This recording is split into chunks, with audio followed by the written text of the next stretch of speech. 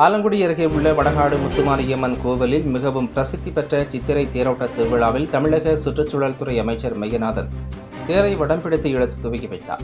தேரோட்ட நிகழ்ச்சியில் ஆயிரக்கணக்கான பக்தர்கள் கலந்து கொண்டு வான வேடிக்கை முழங்க விண்ணதிர அரோகரா கோஷமிட்டு தேரை வடம் பிடித்து இழுத்து சுவாமி தரிசனம் செய்தனர். புதுக்கோட்டை மாவட்டம் ஆலங்குடி அருகே உள்ள வடகாடு முத்துமாரியம்மன் கோவில் அமைந்துள்ளது. இப்பகுதியில் மிகவும் பிரசித்தி பெற்ற திருக்கோயிலாகவும் விளங்குகிறது. இக்கோவில் திருவிழா ஒவ்வொரு ஆண்டும் சித்திரை மாதம் நடைபெறும்.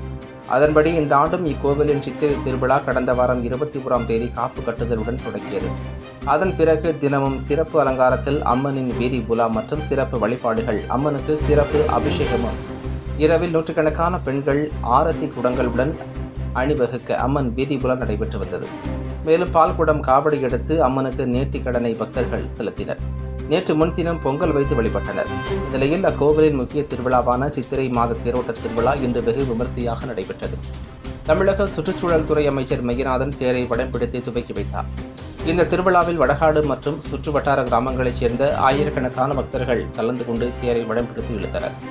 மாப்பலா வாழையென முக்கணிகளால் அலங்கரிக்கப்பட்ட தேரில் அம்மன் வீற்றிருக்க மங்கள இசை முழங்க கோவிலைச் சுற்றி 4 வீதிகளிலும் தேர் பவனி வந்தது. இரவில் வான வேடிக்கை சுமார் 2 மணி நேரம் நடைபெற்றது. இதன் பின் அப்பகுதியைச் சேர்ந்த ஆயிரக்கணக்கான மக்கள் அம்மனை வழிபட்டு சென்றனர்.